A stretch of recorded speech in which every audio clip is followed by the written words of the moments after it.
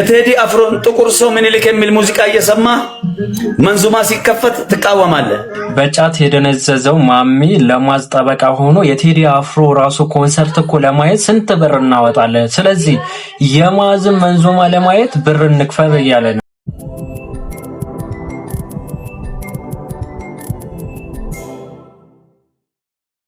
ቢስሚላህ አልሐምዱሊላህ ወሰላቱ ወሰላሙ አላ ረሱሊላህ ወአላ አሊሂ ወሰህቢሂ ወመንዋላ። ውድና የተከበራችሁ የቻናላችን ተከታታዮች አሰላሙ አለይኩም ወራህመቱላሂ ወበረካቱ። ዛሬም የጌታችን ያላህ መልካም ፍቃድ ሆኖ ለእናንተ አስተማሪና ቁም ነገር አዘል የሆኑ ቪዲዮዎችን ይዤላችሁ ብቅ ብያለሁ። እስከ ቪዲዮአችን ፍጻሜ ድረስ አብራችሁን ሁኑ። እስቲ ማዝ ምን እያለ ነው በረመዳን ለዛ በጫት የደነዘዘን ሰው አምጥቶ እያሰደበን ነው ወይስ አላማው ምንድነው? እስቲ ወደሱ ቪዲዮ። ቴዲ አፍሮን ጥቁር ሰው ምኒልክ የሚል ሙዚቃ እየሰማ መንዙማ ሲከፈት ትቃወማለህ። ያንን እኮ ኮንሰርት ሁሉ 1000 ብር ከፍለህ ነው እኮ ሄደህ የምታየው። አስመሳይ ቀለመት መልከት ተስራኛ ጋር እናቀሃለን። ኮተት እንጾምበት። አሁን ስራ ላይ ነኝ አትልከፉን አንዳንድ ሰዎች። እንግዲህ አላህ ያከበረው የሰው ልጅ ማለት ነው ኮተት ብሎ እየተሳደበ ለዛ ሙስሊም ወንድሙ ከዛ ሙአዝ ይስቃል ማለት ነው። መንዙም አንድ ሰው ጥቁር ሰው ምናምን የቴዲ አፍሮ ቢሰማ ወንጀል እንጂ ሽርክ እየፈጸመ አይደለም። ዛሬ መንዙማ ላይ ስሙ ያጠመረ መካ ሰላም አለይካ ልቤ በርሱ በአንቱ ተመካ እየተባለ ዘፈን እኮ ኃጢአት መሆኑ ወንጀል መሆኑ ሁሉ ሙስሊም ያውቃል። የትኛውም እስቲ ኮንሰርት የሚገባ ወጣት አስቁሙና ጠይቁት፣ ሙስሊም ሆኖ ማለት ነው። ለምንድን ነው የምትገባው? እንዲህ ዱዓ አድርግልኝ ወንጀል እንደሆነ እኮ አውቃለሁ አላህ ይቅር ይበለኝ ይላል። መንዙማ የሚያዳምጠው ግን ቢያዙኝ ልቀቁኝ ሁዝበይደ ያ ረሱላህ ጥሩኝ መዲና ዘንድሮ መዲና ካልገባሁኝ መላ የለኝም ምናምን ነብይ ይጣራለሁ ሁሌ ልቤ እስከሚሞላ ሐጃይ ምናምን ሲል ማለት ነው። አስቆመ ወንድሜ ይህ መንዙማ እንዲሽርክ አለብቲ ወደዛ ሂድ እኔ ኢባዳ እየፈጸምኩኝ ነው ነሽዳ እያለቀስኩኝ ይላል። አያችሁ ልዩነቱ ያ ነው። አንድ ሰው የቴዲ አፍሮ ሙዚቃ ቢሰማ ወንጀል መሆኑ ሐራም መሆኑ ያውቃል። የሆነ ሰዓት ተውበት አደርጋለሁ ብሎ ያምናል። ግን መንዙማ የሚሰማ ሰውስ ኢባዳ እየፈጸምኩኝ ነው ብሎ እዛው ላይ ነው የሚቀራው ማለት ነው። ስለዚህ ልዩነቱ ያ ነው። ስለዚህ ማዛችን ዩቲዩብ ላይ ይሄ ሰሞኑ 2 ቪዲዮዎችን እለቃለሁ። ረመዳን አስቡት፣ ረመዳን ማለት ነው አመቱን እየጠበቁ ረመዳን ላይ ሰው በመንዙማ እንዲደነቆር በዘፈን ማለት ነው እንዲደነቁር በቅርብ ለቅላችኋለሁ ብሎ በጣም መርቃኝ የሆነ አይምሮን ዳሜጅ የሆነ ግለሰብን አስገብቶ እያሰደበን ነው። አላህ ሂዳያ ይስጠው ከማለት ውጪ ሌላ ምን ይባላል? ሌላው አማርኛ ዘፈኖች ማለት ያ መንዙማ ነሽዳ ክሊፓቸው ወዴት እየሄደ ነው? አሁን ይህን ተመልከቱ። በነገራችን ላይ ይህ እብድ እንዳይመስላችሁ ቪዲዮ ቀረጻ ላይ ነው። ቪዲዮ ቀረጻ ስላችሁ የመንዙማ ክሊፕ ቪዲዮ ቀረጻ አላቸው። ልክ እንደ ዓለማዊ ዘፈን ክሊፕ አለ ምናምን ነገር ከዓለማዊ ዘፈን ከሁሉም ጋር የተመሳሰለ ነው። ነብዩ አለይሂ ሰላቱ ወሰለም ከካፊሮች ጋር የተመሳሰለ ከነሱ ነው ብለዋልና ይህን ተመልከቱት እስቲ። አብሽር በያሚና አብሽር በያሚና አብሽር በያሚና አብሽር በያሚና ረሱል ሙሐመድ ዞለሺአይና አብሽር በያሚና አብሽር በያሚና አብሽር በያሚና አብሽር በያሚና አብሽር በያሚና ረሱል ሙሐመድ። እንግዲህ ይህን የመንዙማ ክሊፕ ነው። የመንዙማ ክሊፕ እየተሰራ ነው፣ እያበደ ነው። አሁን ይሄ እብድ ካልሆነ እኔ እርግጠኛ ሆኜ የምነግራችሁ እኔ ባነግራችሁ ኖሮ ይሄማ አቡሳላ እብድ ነው የምትሉት እንጂ ጤነኛ ሰው ነው አትሉ። ምክንያቱም ተግባሩ በአጠቃላይ ይሄ የምንድነው የእብድ ስራ ስለሆነ ማለት ነው። እብድ ራሱ በዚህ ልክ እንዲህ አይልኝ የሆነ ሰዓት ያርፋል። እብደት ነው። አሁን እነዚህ ሰዎች እያደረጉት ያለው ይህን ነው። አንዳንዱ ደግሞ እኔ እኮ ከሽርክ ወጥቻለሁ ብሎ ከዛ ክራር እየተጠቀመ ልክ የተለያዩ ሆቴሎች ላይ ወይም ደግሞ የሆነ ፊልም ላይ ምናምን ነገር እንደምናየው የሆነ ወደ ሀዘን የሚመልሱ አይነት ነገራቶችን እያደረጉ ከዛ በኋላ እስላማዊ ነሽዳ ወይም ስለ ሰብር ነው የሚናገረው። ስለዚህ ተመስጣችሁ ስሙ ይላል። ታዲያ ምን እንደሚያደርግ እንመልከተው እስቲ። ከዛ ባክግራውንድ ሳውንዱ እያንዳንዱ የምነግራችሁ ይሆናል። ሙሐመድ ሙሐመድ ሰለላሁ ዐለይሂ ወሰለም ሙሐመድ ሙሐመድ ሰለላሁ ዐለይሂ ወሰለም ሙሐመድ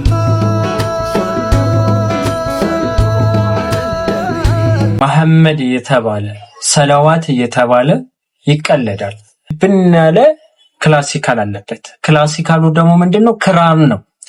ክራር ለብቻው ራሱ የተከለከለ ሰይ የሆነ ሐዲሶች አሉ። ዛሬስ ስልጡን ነው። ከዛ ማይክሮፎን ይዛሉ። መድረክ የሆነ ስቴጅ አለ። መድረክ የሚወጡበት ማይክሮፎን ይዛሉ። ከዛ የሚቀጠቅጡ እንትኖች አሉ። ልክ የሆኑ ሾዎች ላይ ምናምን አይታችሁ ከሆነ የሚደረጉ አሉ። አሁን ሰይፉ ሾው አብዛኞቻችን ስለምናየው ፕሮግራሙ አልፎ አልፎ አንዳንድ ሰው ሲመጣ የሚመቱት ነገር አለ። ስሙ ስለረሳሁት ነው። ልክ እንደዛው ተሰብስበው ምናምን ነገር እንዲህ ያደረጉት ወናውዝ ቢላ። አሁን ይህ ምን የሚሉት ነው? ድጋሚ እስቲ ስሙ። እንዲያው ሰው ነኝና እንከን በዛ ዱንያ ስትፈትነኝ። እንግዲህ እነዚህ ነገራቶች አብዛኛው የተኮረጁት ከውጭ ለምሳሌ ማሂር ዘይን ነው የሚባል አለ። ዘፋኝ ነው በነገራችን ላይ። እኔ ሙነሺድ ነው ሲሉ በጣም ነው የሚያስቅ። ዘፈን አለው እኮ ሰውዬው። የኳታር 2022 የዓለም ዋንጫ 2022 ነው 23 ነው 22 ነው የተዘጋጀ። እዛ ላይ እኮ የቀውጥ የሆነ ዘፈን አለ። እኔ አሁን እዚህ ማላስቀምጥላችሁ ለምንድን ነው? ኮፒራይት ስለሚያደርግ ነው። የምትፈልጉ ሰዎች ቴሌግራም ጆይን አድርጉና ግሩፕ ላይ አዋሩ። እንፈልጋለን ካላችሁ የማሂር እኔ ላሳያችሁ እችላለሁ። ዘፈን ማለት ነው። ትክክለኛ ዘፈን አለው። በቱርክኛ አለው። እንዲሁም ደግሞ ማለት ነው አይ ቲንክ በእንግሊዘኛ በአረብኛ ጨምር አለው። በኳታር ይሰራው ከነሱ ነው። አብዛኛው ክላሲካል የቶፊቅ የተባለ ሰውዬ እየሰረቀ ያለ በደንብ እናውቀዋለን። አሁን ስለነዚህ ጉዳይ በደንብ እናውቃለንና ሴትና ወንድ አንድ ላይ ያደርጋችሁ የምታረጉትን ነገር አላህን ፍሩ። ነገ አላህ Subhanahu Wa Ta'ala ዘንድ ትጠየቁበታላችሁ። እስልምና ይሄ ዘመናዊ ምናምን ባህላዊ እያላችሁ እንትናትኑ አትበል። እስልምና ማለት በጊዜና በቦታ የተገደበ አይደል። ለየትኛውን ዘመን ለየትኛው ወቅት የህይወት መመሪያ ኦኬ፣ መለኮታዊ መመሪያ ስለሆነ ማለት። ስለዚህ በረመዳን ብዙም ባታስወሩን እኔ ደስ ይለኛል። እኔ የአንድ ፋብሪካ ምርት ወኪል አከፋፋይ ሆኜ የምሰራ ነጋዴ ሲሆን መኖሪያ ቤቴን ሙራባሃ በሚባል ኢስላሚክ ፋይናንሲንግ አስጄ ብር ሳይሆን የጋራንቲ ደብዳቤ መጠኑም 10 ሚሊዮን የሆነ ለድርጅቱ አጽፌ በክሬዲት ዕቃ በመውሰድና ቢበዛ በወር ጊዜ ውስጥ ለመክፈል በመስራት ላይ እገኛለሁ። ባንኩም ለዚህ ለሰጠው አገልግሎት 67000 ብር አንድ ጊዜ ያስከፍላል። ይህንን አሰራር የዛሬ 3 ዓመት ጀምሮ እየሰራሁበት የሚገኝ ሲሆን የዛሬ 3 ዓመት 2 ሚሊዮን ቀጥሎ ባሉት 2 ዓመታት የ4.9 ሚሊዮን ብር በዚህኛውም ዓመት ደግሞ የ10 ሚሊዮን ብር ጋራንቲ ደብዳቤ አጽፌ ዕቃ ከፋብሪካ በብድር እየወሰድኩኝ ስሸጥ ትርፉን ቀንሼ ዋናውን ለፋብሪካው በመክፈል እየሰራሁኝ ይገኛለሁ። በመጀመሪያዎቹ 3 ዓመታት ቤቴ ያላለቀ ስለነበር የማተርፈውን ትርፍ ሙሉ በሙሉ ቤት ላይ አውለው ነበር። እናም ካለኝ ትርፍ ላይ መኖሪያ ቤቴን ሰርቼ አጠናቅቄያለሁ። በአሁኑ ሰዓት ከፋብሪካው በብድር ወስጄ በእጄ ላይ ካለው የንግድ ዕቃ ውጪ ዓመት የሞላው የተቀመጠ ጥሬ ገንዘብ የለኝም። ቢሆንም ግን ስህተት እንዳይኖር በማለት በየዓመቱ 50,000 ብር ዘካ አወጣ ነበር። ዘካ ማውጣት ያለብኝ እንዴት ነው? በገነባሁት ቤትስ ላይ ዘካ ይወጅብበታል? የጥያቄው መቋጫ በእጄ የገዛሁት ንግድ ዕቃ እንጂ ጥሬ ገንዘብ የለምና ዘካ አለብኝ ወይ ነው። ግን እኔ ለማንኛውም ብዬ 50,000 በየዓመቱ አወጣ ነበር ነው። እነዚህ ዕቃዎችን ከባንክ እየወሰደ እሱ እያተረፈ ይሸጥ ከነበረ እንደ ንግድ ሸቀጥ ዕቃ ነው የሚወሰዱት እና ልክ እንደ ማንኛውም ነጋዴ እነኚህን ነገሮችን ያሰላቸዋል። በሚሸጥበት ወይም በአጠቃላይ የገበያ ዋጋ ያሰላና ከዛ ያው ጥሬ ገንዘብ ካለው ከሱ ጋር ደምሮ 1/40ኛውን ወጪ ያደርጋል። ነገር ግን ያለበትን ዕዳ በተመለከተ ዕዳው ወዲያው የሚከፈል ከሆነ ያ የሚከፈለውን ልክ ዓመቱ ዘካ ሲደርስ የሚከፈለውን የዘካ የዕዳ መጠን ብቻ ቀንሶ ከዛ የተረፈውን ዘካ እንዲያወጣበት ያሰለዋል ማለት ነው። ግን ወደፊት የሚከፈል ዕዳ ቢሆን አይቀንስም። ምክንያቱም በእጁ ያለው ጥሬ ገንዘብ ወይም የንግድ ዕቃ የራሱ ነው። አንተ ብድር ዕዳ ስላለብህ እኮ በእጅ ያለው ነገር የሌላ ሰው አይሆን። ባለቤትነት ያንተ እስከሆነ ድረስ ያው ሙሉውን ማስላት ይኖርብሃል ማለት ነው። ይህ እንግዲህ የሚሸጥ ከሆነ ነው። የማይሸጥ ከሆነ ወይም ደግሞ የሚሸጥ ሆኖ ዓመት ያልሞላው ከሆነ ለምሳሌ ሽጦ ወዲያው እንዳለው ቤት ግንባታ ላይ የሚያውለው ከሆነ ይሄ ያው ዘካ የለበትም በመሰረቱ። ስለዚህ ያው ለጥርጣሬ ብሎ ያወጣው 50,000 ብር እንደ ተራ ሰደቃ ይታይለታል። ኢንሻአላህ አጅር ያገኝበታል ማለት ነው። ግን ወደፊት ዘካ ግዴታ ሲሆንበት ባለፈው ያወጣሁት ይቀነስልኝ ማለት አይችልም። ንያ ያስፈልገዋልና ማለት ነው። ግን ሙራባሃን አስመልክቶ ጥያቄው ያነሳው ነጥብ ላይ አንድ መጠቆም የምፈልገው ነገር አለ። እሱም ብዙ ሰዎች ይህን እንደ ብድር ይቆጥሩታል።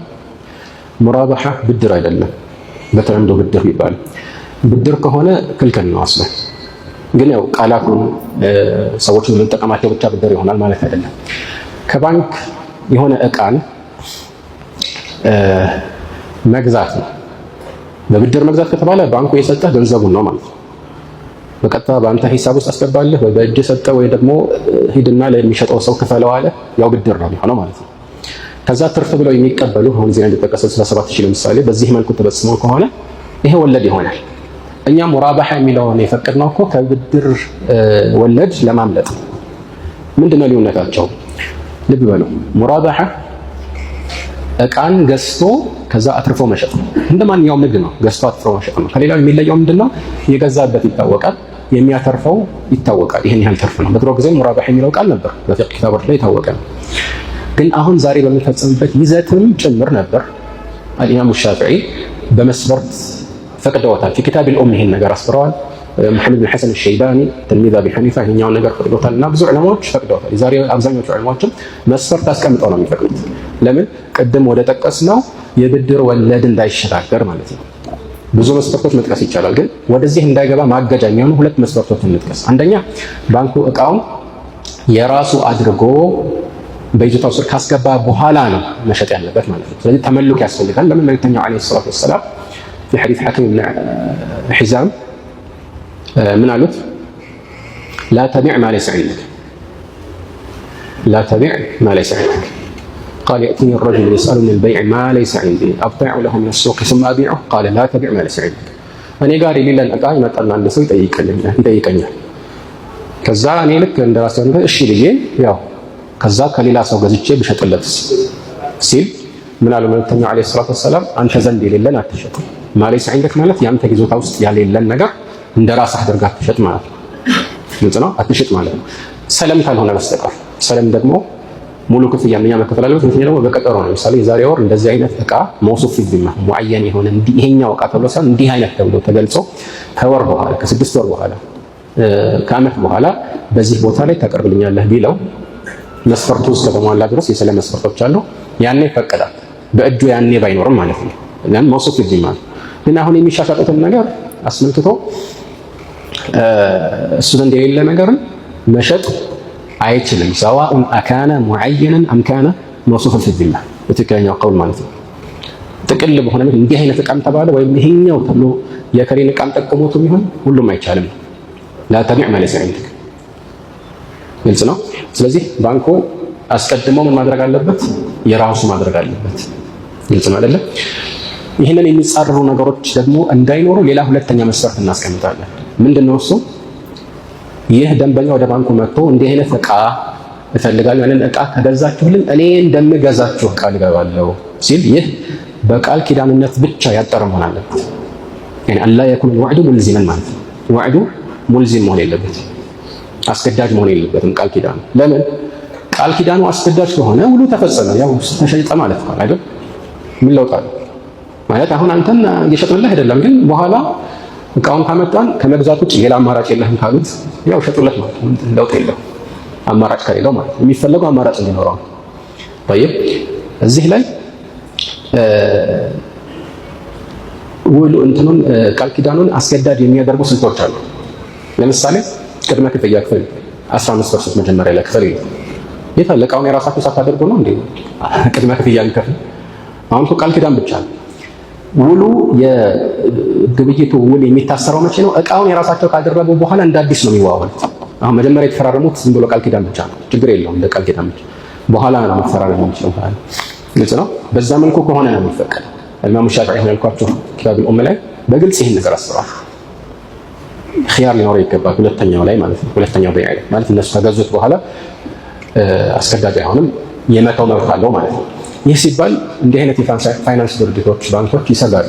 እንደዚህ ከሆነማ እንከስራለን ይላሉ። እቃ ገዝተን ከሌ ይገዛናል ብለን ተስፋ አድርገን እቃ ስንገዛ ምናልባት ሀሳቡን ቢቀይር እኮ እኛ እንከስራለን ይላሉ። አዎ ትርጉም መልሶ ምንድነው? እንዲህ አይነት ስጋት መኖሩ ሐላል መሆኑን ያሳያል። ለምን ንግድ እንዲህ አይነት ስጋት አለው የለው? ንግድ መሆኑን ያሳያል።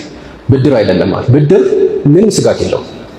አንዴ ካበደርኩ ያንን የሰጠኸውን ገንዘብ አንተ በምንም መልኩ ብታጠፋው ሐታ ልክ ልትከፍል ስትል ከእጅሽ ሌባ መንጭቆ ቢሮጥ እኔ አይመለከተኝም።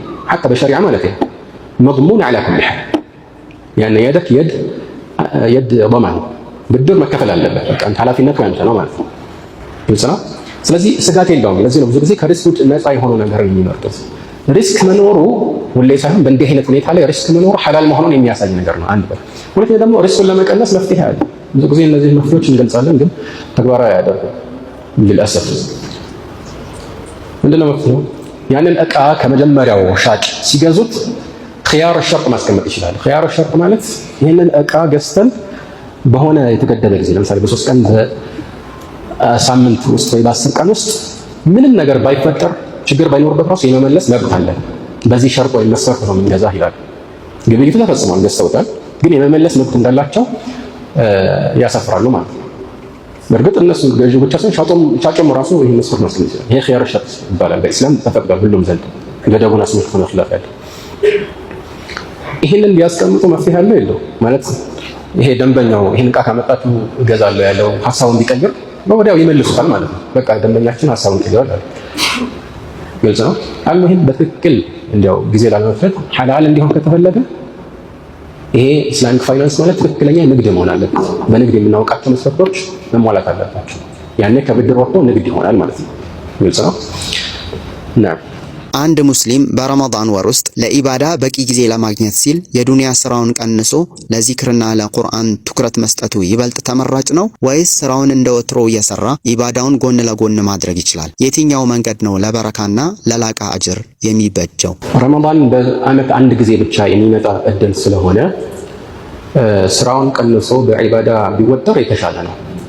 ኢላ ይህንን ስራ በመቀነሱ ኃላፊነቱ የሚጎድልበት ማድረግ የሚገባውን እና ማስተዳደር የሚገባውን አካል የሚጎዳ ካልሆነ በስተቀር ማለት ነው። ይህን በማድረጉ ተገቢ የሆነ ኃላፊነቶችን እንዳይወጣ የሚያደርገው ለምሳሌ በስራው መቀነስ የተነሳ ተገቢ የሆነ የቤተሰብ ወጪን መሸፈን የማይችልበት ደረጃ ላይ ከደረሰ ስራውን ቀጥል።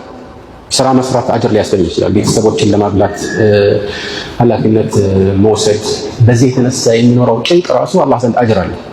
ይህ ሐዲስ ላይ የተረጋገጠ ነገር ነው ማለት ነው። ነገር ግን ይሄ ብዙ የማያስጨንቀው ሰው ከሆነ ትንሽ ትርፍ መቀነስ እንጂ ሌላ የሚጎዳው ጉዳት ከሌለ የተሻለው ይህንን አመታዊ እድል መጠቀም፣ ምክንያቱም ይሄ እድል የማይመለስ ነው ማለት ነው። አላሁ አዕለም። አላኩል ሀል ለዛሬ ይህን ካልኳችሁ በሌሎች ቪዲዮዎች እስከምንገናኝ ሀዛ ወቢላሂ ተውፊቅ ወሰላ አላ ነቢና ሙሐመድ ወአላ አሊሂ ወሰህቢሂ ወሰለም። ወሰላሙ አለይኩም ወረሕመቱላሂ ወበረካቱ።